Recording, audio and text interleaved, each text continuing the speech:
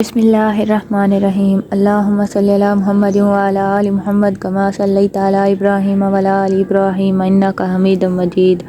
अल्लाहुम्मा बारिक अला मुहम्मद व अला आलि मुहम्मद कमा बारकता अला इब्राहीम व अला आलि इब्राहीम इन्नका हमीदुम मजीद। अस्सलामु अलैकुम व रहमतुल्लाहि व बरकातुहू। Welcome on ST academy. आज हम स्टार्ट करने जा रहे हैं बायोकेमिस्ट्री का चैप्टर का नाम है हमारे पास लिपिड मेटाबॉलिज्म।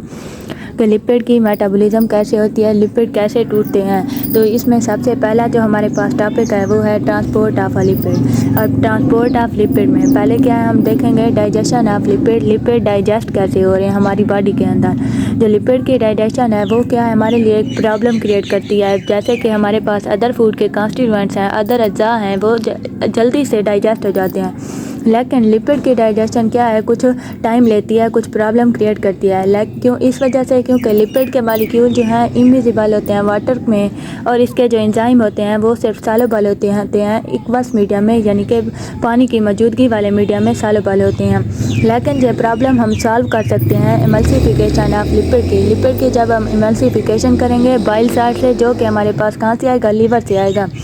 इसके बाद जो है लिपिड की डाइजेशन जो होती है हमारे माउथ के अंदर है या हमारे स्टोमक के अंदर है बहुत कम होती है या ना होने के ही बराबर होती है।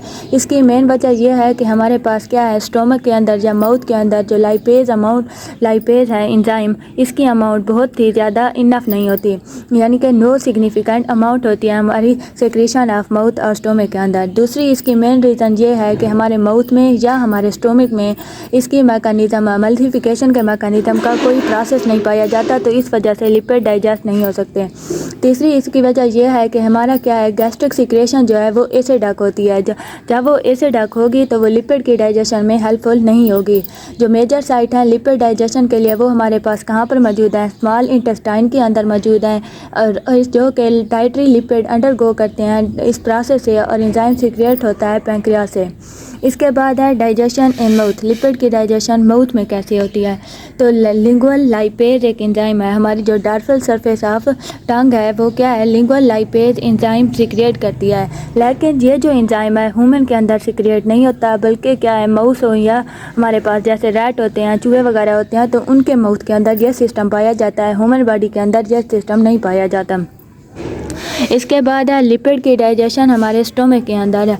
लिपिड क्या है डिले कर देता है। जब लिपिड हमारे स्टोमक के अंदर चला जाता है तो वो स्टोमक को एम्प्टी होने में, खाली होने में बहुत ही ज़्यादा देर कर देता है, क्योंकि जो लिपिड है वहाँ पर जाकर हार्मोन रिलीज़ करते हैं एंटीरोगेस्टेरॉन हार्मोन। जब वो रिलीज़ करते हैं तो हमारे लिपिड क्या है स्टोमक को एम्प्टी करने में बहुत ही ज़्यादा देर कर देते हैं। इसके बाद क्या है हमारे स्टोमक के अंदर क्या है हीट पाई जाती है। जो हीट पाई जाती है वो क्या है लिक्विडाइज कर देती है हमारे डाइटरी लिपिड को। तब क्या है स्टोमक की हीट के वजह से हमारे लिपिड क्या है लिक्विडाइज हो जाते हैं, उनको पानी की मौजूदगी मिल जाती है। तो इसके बाद इसमें एमल्सिफिकेशन होना शुरू हो जाती है, जो कि एमल्सिफिकेशन होती है पेरिस्टालिक कंस्ट्रक्शन ऑफ स्टोमक। जब स्टोमक की कुछ पेरिस्टालिक कंस्ट्रक्शन होगी, कंट्रैक्ट वो करेगा, तो इस तरह क्या है लिपिड की एमल्सिफिकेशन होगी। इसके बाद क्या है हमारा जो स्टोमक है वो सिक्रिएट करता है गैस्ट्रिक जूस, और उसके साथ क्या है लिंगुअल लाइपेज होते हैं हमारे स्टोमक के अंदर, जो कि ज़्यादातर वर्क करते हैं न्यूट्रल पीएच के अंदर। जब हमारे पास स्टोमक के अंदर न्यूट्रल पीएच होगी, और ये न्यूट्रल पीएच होगी, और उस वक्त ये हाइड्रोलाइज करेंगे सिर्फ शॉर्ट चेन फैटी एसिड वाले को, जो कि सिर्फ 12 कार्बन या उससे भी कम कार्बन पर मुश्तमिल है, उसको ये डाइजेस्ट करते हैं। लेकिन जो है हमारे पास न्यूट्रल पीएच जो है वो स्टोमक के अंदर अडल्ट के अंदर तो नहीं पाई जाती, लेकिन जो बच्चे हैं, यंग चिल्ड्रन हैं, या हमारे पास इन्फेंट्स हैं, तो इनके अंदर स्टोमक क्या है न्यूट्रल पीएच रखता है। इसकी वजह यह है क्योंकि वो काऊ का मिल्क रेड होते हैं, तो जिसकी वजह से उनकी स्टोमक जो है न्यूट्रल पीएच पर रहती है। और जबकि हमारे पास अडल्ट हैं उनका स्टोमक जो है एसिडिक पीएच रखता है, वो एसिडिक हो जाता है, क्योंकि वो मिल्क तो नहीं ले रहे होते ना, बच्चे तो ले रहे होते हैं मिल्क, लेकिन क्या है अडल्ट मिल्क नहीं ले रहे होते, जिसकी वजह से हमारे पास क्या है डाइजेशन स्टोमक के अंदर होना भी मुश्किल हो जाती है। बच्चों के अंदर तो हो जाती है, लेकिन अडल्ट के अंदर लिपिड की डाइजेशन होना बहुत ही नामुमकिन हो जाता है। इसके बाद नेक्स्ट हमारे पास डाइजेशन इन स्मॉल इंटेस्टाइन। जब हमारी डाइजेशन माउथ में हो गई, ह्यूमन के तो माउथ में होती नहीं है, इसके बाद जो स्टोमिक है, स्टोमिक में ही बच्चों के अंदर होती है, अडल्ट के अंदर नहीं होती। नेक्स्ट जो डाइजेशन अक्कर होती है वो स्मॉल इंटेस्टाइन के अंदर होती है। हमारा जो एसिड स्टोमिक है उसके अंदर जो एसिड पार्टिकल्स पाए जाते हैं, हम उनको क्या कहते हैं? काइम कहते हैं। उन काइम, वो जो काइम है कंटेन करते हैं डाइटरी फैट, वो लीव कर देते हैं स्टोमिक को और वो इंटर हो जाते हैं हमारी स्मॉल इंटेस्टाइन की पार्ट में, ड्यूडेनम में। ड्यूडेनम में जब वो इंटर होते हैं एसिड काइम, तो वो स्टिमुलेट करते हैं सिक्रेशन ऑफ सेक्रेटिन। सेक्रेटिन एक हार्मोन है, उसकी सिक्रेशन शुरू कर देते हैं, जिसकी वजह से कोलीसाइटोकिनिन बाय ड्यूडेनल म्यूकस है। ये दो एंजाइम हैं जो कि स्टिमुलेट कर देते हैं। जैसे ही हमारे लिपिड क्या स्मॉल इंटेस्टाइन के ड्यूडेनम पार्ट में इंटर होंगे तो ये दो एंजाइम रिलीज होंगे। ऐसे ही ये दो एंजाइम रिलीज होंगे तो कोलोसिस्टोकिन एक्ट करेगा हमारे गाल ब्लैडर के ऊपर। गाल ब्लैडर के ऊपर जब एक्ट करेगा तो उसे कंट्रैक्ट कर देगा। जैसे ही वो गाल ब्लैडर हमारा कंट्रैक्ट होगा तो वो रिलीज करेगा बाइल साइल को स्मॉल इंटेस्टाइन के अंदर। इसके बाद क्या है, कोलोसिस्टोकिन हमारा एक्ट करेगा exocrine cell of pancreas. Pancreas के एक्सोक्राइन सेल के ऊपर एक्ट करेगा। फिर वो भी इसे काज करेगा कि रिलीज करे डाइजेस्टिव एंजाइम जो कि कंटेन कर रहा है, डाइजेस्टिव एंजाइम लाइपेज कंटेन कर रहा है, उसे रिलीज करे। तीसरा हमारे पास क्या है, कोलोसिस्टोकिन का तीसरा काम यह है कि ये डिक्रीज कर देता है गैस्ट्रिक मोटेलिटी को। गैस्ट्रिक मोटेलिटी जो स्टोमिक रिलीज कर रहा होता है उसकी एक्टिविटी को स्लो कर देता है, डिक्रीज कर देता है। जब वो स्लोअर कर देगा गैस्ट्रिक कंटेंट की एक्टिविटी को, तो इस तरह हमारे पास क्या है, लिपिड की डाइजेशन होना स्टार्ट हो जाएगी। इसके बाद दूसरा एंजाइम हमारे पास क्या है, सेक्रेटिन है। सेक्रेटिन क्या है, एक सोल्यूशन है जो कि इनरिच हो रहा है बाइकार्बोनेट्स के अंदर। बाइकार्बोनेट्स उसमें ज़्यादा पाए जाते हैं। जब ये बाइकार्बोनेट्स होंगे तो वो हेल्प करेंगे न्यूट्रलाइज करने में एसिड काइम को। जो हमारे स्टोमिक के अंदर एसिड काइम पाया जाता था उसको न्यूट्रलाइज करेगा। और उसको न्यूट्रलाइज कैसे करेगा कि उसकी पीएच को एसिड से लेकर अल्कलाइन की तरफ ले आएगा, जो कि एक्टिविटी हमारे पैंक्रियाटिक और इंटेस्टाइनल एंजाइम को फिर स्टिमुलेट करेगी। इसका मतलब यह है कि उसके लिए नेसेसरी होगी कि पैंक्रियाटिक और इंटेस्टाइनल एंजाइम प्रॉपर्ली वर्क कर सकें। हमारा क्या है, पैंक्रियाटिक जूस है या बाइल है, वो इंटर हो जाएगा स्मॉल इंटेस्टाइन के अपर पार्ट में, जिसे हम ड्यूडेनम कहते हैं, पैंक्रियाटिक और बाइल डक्ट्स के हेल्प की मदद से। इसके बाद क्या है, हमारे पास कुछ एमल्सिफाइंग एजेंट हैं। इन एमल्सिफाइंग एजेंट में दो जो है हमारे पास क्या है, एक बाइल साल्ट है, दूसरा फास्फोटाइडल कोलिन है। ये दोनों एमल्सिफाइंग पावरफुल एजेंट्स हैं। तो ये ट्राई असाइल ग्लाइसरोल को कन्वर्ट कर देंगे स्मॉल ड्रॉपलेट्स के अंदर, एमल्शन ड्रॉपलेट्स के स्मॉल ड्रॉपलेट्स में, जो कि 200 से लेकर हमारे पास 5000 नैनोमीटर इन डायामीटर होंगे। ये दोनों साथ एक्ट करेंगे ट्राई ग्लाइसरोल के साथ। ट्राई असाइल ग्लाइसरोल के साथ जब एक्ट करेंगे तो इसे स्मॉल एमल्शन ड्रॉपलेट में कन्वर्ट कर देंगे। इसके बाद हमारे पास कुछ पैंक्रियाटिक लिपिड भी हैं जो हेल्प करते हैं डाइजेशन के अंदर। इनमें हमारे पास पहला जो है वो है हमारे पास पैंक्रियाटिक लाइपेज, दूसरा कोलेस्ट्रॉल एस्टीरेज और तीसरा क्या है, फास्फोलाइपेज A2। अब हम इन पैंक्रियाटिक लाइपेज का एक्शन देते हैं। सबसे पहले क्या है, हाइड्रोलाइसिस ऑफ डाइट्री ट्राइएसाइल ग्लाइसरोल। जो हमारे पास डाइट के अंदर ट्राइएसाइल ग्लाइसरोल था, इसकी हाइड्रोलाइसिस कैसे होगी, एमल्सिफाई कैसे होगा, अटैक होगा इसके ऊपर पैंक्रियाटिक लाइपेज एंजाइम का, तो वो किस तरह से होगा। अब हमारे पास क्या है, ये ट्राइएसाइल ग्लाइसरोल है, इसके ऊपर लाइपेज एंजाइम आकर रिएक्ट करेगा। जब वो एक्ट करेगा लाइपेज एंजाइम, तो इसकी जो फैटी एसिड चेन है R3 वाली, वो क्या है, रिमूव हो जाएगी। तो हमारे पास बन जाएगा डाइएसाइल ग्लाइसरोल। ये यहाँ से रिमूव हो गई फैटी एसिड चेन। इसके बाद क्या है, लाइपेज अगेन एक्ट करेगा और इसकी जो फैटी एसिड R1 वाली चेन है वो रिमूव हो जाएगी यहाँ से। तो हमारे पास बन जाएगा 2 मोनोअसाइल ग्लाइसरोल। जब ये बन जाएगा तो इसके बाद इसकी आइसोमराइजेशन होगी।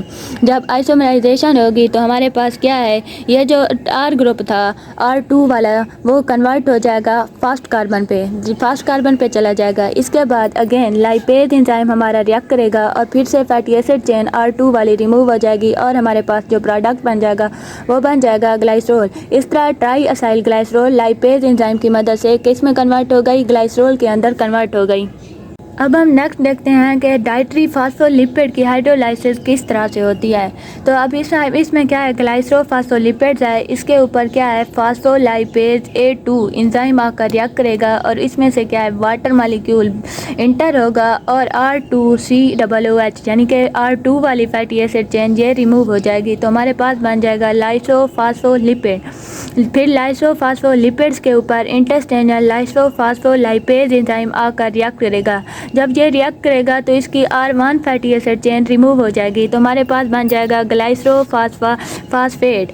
इसके बाद फिर अगेन इंटेस्टाइनल लाइसोफास्फोलाइपेज अगेन आकर इसके ऊपर रिएक्ट करेगा, तो इसके जो तमाम प्रोडक्ट्स हैं वो अलग अलग हो जाएंगे। इसमें एक हमारे पास बन जाएगा ग्लाइसरोल, उसके बाद क्या है, फास्फोरिक एसिड भी बन जाएगा ये वाला, और उसके बाद साथ में एन बेस भी हमारे पास बन जाएगी। हाइड्रोलाइसिस हो जाएगी डाइटरी फास्फोलाइपेज की, तो हमारे पास नेक्स्ट हाइड्रोलाइसिस होगी कोलेस्ट्रॉल ईस्टर की। कोलेस्ट्रॉल ईस्टर क्या है, हाइड्रोलाइज होगा पैंक्रियाटिक कोलेस्ट्रॉल ईस्टर से। कोलेस्ट्रॉल ईस्टरेज भी इसको हम कहते हैं, पैंक्रियाटिक कोलेस्ट्रॉल ईस्टर हाइड्रोलेज को हम कोलेस्ट्रॉल एस्टीरेज एंजाइम भी कहते हैं, जो कि कोलेस्ट्रॉल को ईस्टर को कन्वर्ट कर देगा कोलेस्ट्रॉल में और साथ में फैटी एसिड। तो इस ओवरऑल प्रोसेस से जो हमारे पास प्रोडक्ट ऑब्टेन होंगे उनमें एक हमारे पास क्या है, फ्री फैटी एसिड है, फ्री फैटी एसिड ऑब्टेन होगा, उसके बाद फ्री कोलेस्ट्रॉल भी ऑब्टेन हो गया, साथ में 2 मोनोअसाइल ग्लाइसरोल हो गया और उसके साथ 1 मोनोअसाइल ग्लाइसरोल और लाइसोफास्फोलिपिड। जब ये सारे प्रोडक्ट डाइजेशन के प्रोडक्ट हमारे पास ऑब्टेन हो जाएंगे तो ये फर्दर कंबाइन करेंगे बाइल साल्ट्स के साथ। जब ये बाइल साल्ट्स के साथ कंबाइन कर देंगे तो ये एक माइसेल्स बना देंगे, मिक्स्ड माइसेल बना देंगे। अब माइसेल क्या है, माइसेल एक स्फेरिकल शेप की होती है जो कि एक पोलर हेड रखती है और उसके साथ फैटी एसिड टेल रखती है, non polar fatty acid tail. जो इसका पोलर हेड है वो हमारे पास सरफेस के ऊपर वाटर के कांटेक्ट के अंदर होगा, लेकिन जो इसकी फैटी एसिड चेन है वो सेंटर की तरफ होंगी, क्योंकि वो वाटर के साथ कोई कांटेक्ट नहीं रखती, नॉन पोलर है, तो इस वजह से वो सेंटर की तरफ होंगी। तो इस तरह ये हमारे पास माइसेल बन जाएगी। जो है जो इसकी डायमेंशन क्या है, मल्शन ग्लोब्यूल से बहुत ही ज़्यादा छोटी होगी। इसकी जो डायमेंशन है वो हमारे पास क्या है, 3 to 10 नैनोमीटर है। और इसके बाद हमारे पास कुछ और प्रोडक्ट भी ऑब्टेन होते हैं जो कि माइसेल्स के साथ आकर अटैच होंगे। उनमें fat soluble vitamin A, D, E और K हैं। कितने विटामिन हैं, 4 विटामिन हैं, A, D, E और K, जो कि माइसेल के सरफेस के साथ अटैच होते हैं primary product of dietary lipid digestion के साथ। ये ओवरऑल प्रोडक्ट ऑब्टेन हो जाएंगे तो इसके साथ ये जो लिपिड के डाइजेस्टिव प्रोडक्ट थे वो इंटर हो जाएंगे इंटेस्टाइनल म्यूकस सेल के अंदर। यह जो माइसेल है वो अप्रोच करेगी इंटेस्टाइनल म्यूकस सेल के साथ, यानी कि हमारी जो स्मॉल इंटेस्टाइन थी उसके म्यूकस सेल तक अप्रोच करेगी ब्रश बॉर्डर मेम्ब्रेन के जरिए। इसके बाद क्या है, जो हमारे पास लिपिड बने थे माइसेल्स के अंदर पास करेंगे और ऑब्जर्व हो जाएंगे हमारी स्मॉल इंटेस्टाइन के किस पार्ट में, पहले हुआ था ट्यूडनम में, अब यहाँ पर ऑब्जर्व होगा जेडिनम और इलियम में डिफ्यूजन के प्रोसेस से।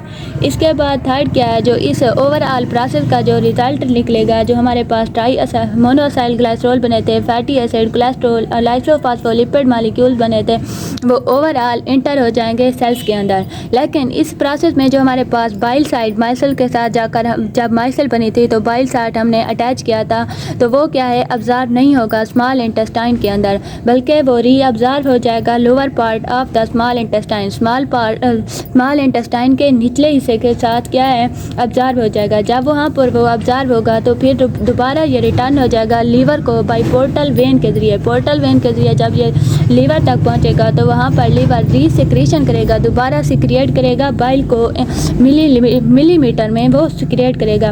इस प्रोसेस को हम क्या कहेंगे, enterohepatic circulation of bile salt, क्योंकि ये दोबारा सर्कुलेशन हो रही है बाइल साल्ट की, तो इसको हम कहेंगे enterohepatic circulation of bile salt.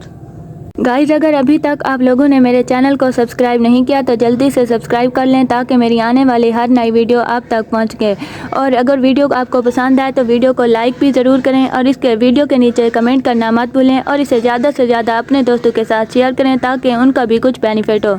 अब हम देखते हैं कि जब ऑब्जर्वेशन हो गई हमारे किसमें, इंटेस्टाइनल म्यूकस सेल के अंदर। तो अब इवेंट्स कौन कौन से हमारे पास अक्कर होंगे। तो फर्स्ट जो मोनोअसाइल ग्लाइसरोल था वो कन्वर्ट हो जाएगा, हाइड्रोलाइज हो जाएगा ग्लाइसरोल और फैटी एसिड के अंदर। इसके बाद 2 मोनोअसाइल ग्लाइसरोल कन्वर्ट हो जाएगा, हाइड्रोलाइज होगा ट्राईअसाइल ग्लाइसरोल में। इसके बाद क्या है, लाइसोफॉस्फोलिपिड और जो कोलेस्ट्रॉल हमारा ऑब्टेन हुआ था वो भी क्या है, कन्वर्ट हो जाएगा फास्फोलिपिड और कोलेस्ट्रोल ईस्टर के अंदर है। कोलेस्ट्रॉल ऑब्टेन हुआ है, ये तो हुआ था ह्यूमन बॉडी के अंदर। अब हम देखते हैं कि प्लांट में जो प्लांट स्टीरोल है उसको हम क्या कहते हैं, फाइटोस्टीरोल्स। क्या कहते हैं, फाइटोस्टीरोल्स। ये जो स्टीरोल्स है वो प्लांट्स अब इंटेस्टाइन तो नहीं रखते, वहाँ पर ये ऑब्जर्व नहीं होगा, बल्कि ये एक्टिवेट हो जाएगा एर्गोस्टीरोल प्रो विटामिन डी। एक एर्गोस्टीरोल के अंदर क्या एक्टिवेट हो जाएगा, जिसको हम प्रो विटामिन डी भी कहते हैं। अब हम देखते हैं कि फैट की मोबिलाइजेशन कैसे होगी। जो ईस्टर ऑफ फैटी एसिड हमारे क्या है, स्टोर हो जाएंगे किस साइड पे, एडिपोसाइट पे। अब एडिपोसाइट होती क्या है, एक ड्रॉपलेट, फैट ड्रॉपलेट है जो कि सराउंड किया हुआ होता है thin shell of cytosol. Cytosol के थिन शेल से वो कवर किया होता है। और अब जो साइटोसेल है ये क्या क्या कंटेन करता है, ये एक न्यूक्लियस कंटेन करेगा और उसके साथ कुछ और ऑर्गेनीज होंगी जो कि सस्पेंडेड होगी। नेक्स्ट हमारे पास क्या है, एपिनेफ्रिन का लेवल हमारी बॉडी के अंदर जब हाई होगा, जब हम कोई खुराक लेंगे या कोई हम एक्सरसाइज करेंगे तो ये एक्टिवेट कर देगी बीटा एंड एड्रीनर्जिक रिसेप्टर को। जब ये एक्टिवेट होगा एडिपोसाइट्स के अंदर तो ये फर्दर एक्टिवेट कर देगा एडिनिलेट साइक्लेज को। जब एडिनिलेट साइक्लेज भी एक्टिवेट हो जाएगा तो ये फर्दर ले जाएगा साइक्लिक एडिनोसिन मोनोफॉस्फेट हमारे पास बना देगा। अब जब cyclic AMP dependent protein kinase का लेवल भी हाई होगा तो ये फर्दर रिलीज करेगा, एक्टिवेट करेगा, स्टिमुलेट करेगा फास्फोरिलेशन को। फास्फोरिलेशन का जब प्रोसेस होगा तो ये हार्मोन सेंसिटिव लाइपेज एंजाइम को रिलीज कर देगा। जब ये एंजाइम लाइपेज रिलीज होगा तो ये ट्राईअसाइल ग्लाइसरोल को कन्वर्ट कर देगा फैटी एसिड में और मोनोअसाइल ग्लाइसरोल में। इसके बाद ये हार्मोन दोबारा ये जो मोनोअसाइल ग्लाइसरोल है इसको कन्वर्ट कर देगा फ्री फैटी एसिड में और फ्री ग्लाइसरोल के अंदर। इसके बाद होगी फ्री फैटी एसिड और ग्लाइसरोल की होगी डिफ्यूजन होगी तो ये प्लाज्मा मेम्ब्रेन के थ्रू होगी डिफ्यूजन। जब ये प्लाज्मा मेम्ब्रेन के अंदर इसकी डिफ्यूजन होगी तो ये हमारे कहाँ पर इंटर हो जाएगा, ब्लड स्ट्रीम के अंदर इंटर हो जाएगा। अब जो ग्लाइसरोल था, फ्री ग्लाइसरोल हमारे पास बना है, ये मेटाबोलाइज होगा लीवर से। लीवर इसे मेटाबोलाइज करेगा और इसे कन्वर्ट कर देगा ग्लूकोज में। ग्लूकोज में कैसे कन्वर्ट करेगा, ग्लूकोनियोजेनेसिस का प्रोसेस जो कि हमने कार्बोहाइड्रेट वाले चैप्टर में पढ़ा है वो इस तरह वो इसे कन्वर्ट कर देगा। इसके बाद जो है हमारे फैटी एसिड हैं वो पोअरली सॉल्युबल होते हैं एक्वा सॉल्यूशन के अंदर, वो ट्रैवल करेंगे ब्लड बाउंड सीरम से और इसके बाद ये फर्दर बॉडी पार्ट्स के अंदर, बॉडी टिश्यूज़ के अंदर है, जैसे हार्ट है, स्केलेटल मसल है और लीवर में जाकर ऑक्सीडाइज होगा। अब ये सब प्रोसेस हो गया। इसके बाद है जो प्रोडक्ट्स बने थे उनको अब ट्रांसपोर्ट कैसे होगी, उनकी ट्रांसपोर्ट कैसे होगी। जो प्रोडक्ट बने थे ट्राईअसाइल ग्लाइसरोल है, फास्फोलिपिड है, कोलेस्ट्रॉल ईस्टर है, ये हमारे इंटेस्टाइनल म्यूकस के अंदर बने थे और उसके बाद अब्जॉर्ब फैट सॉल्युबल विटामिन भी थे। ये जो हैं अब डायरेक्टली हमारे किसके अंदर, पोर्टल वेन के ज़रिए ब्लड के अंदर दाखिल नहीं होंगे, बल्कि ये ट्रांसपोर्ट होंगे म्यूकल सेल की मदद से लैम्फ के अंदर। हमारे लैम्फ के अंदर जाएंगे in the form of lipoprotein जिसे हम काइलोमैक्रान कहते हैं। अब जो काइलो है, काइलो का मतलब होता है मिल्की और मिक्रान का मतलब होता है स्मॉल, यानी कि स्मॉल मिल्की प्रोडक्ट में कन्वर्ट कर देगा। जब ये काइलोमैक्रान में इंटर होंगे तो ये लिम्फेटिक सिस्टम में हमारे दाखिल हो जाएंगे। जब ये लिम्फेटिक सिस्टम के अंदर हमारे दाखिल होंगे तो ये फर्दर इंटर हो जाएंगे थोरेक्स डक्ट के अंदर। थोरेक्स डक्ट के अंदर इंटर होने के बाद हमारा जो फैटी मील था या जो प्लाज्मा था वो मिल्की हो जाएगा। जैसे ही वो मिल्की हो जाएगा, क्योंकि वो काइलोमैक्रान बनाता है, इसका मतलब भी यही है स्मॉल मिल्की प्रोडक्ट। तो यहाँ पर ये मिल्की हो गया था, इसको फर्दर अपेयर हो जाएगा अदर पार्टिकल्स के अंदर और इसके बाद जनरल सर्कुलेशन होगी ब्लड स्ट्रीम के अंदर। तो ये था हमारा overall process of lipid transportation. उम्मीद है कि आप सब लोगों को ये टॉपिक समझ आ गया होगा। मिलते हैं अगली वीडियो में, तब तक के लिए अल्लाह हाफिज़।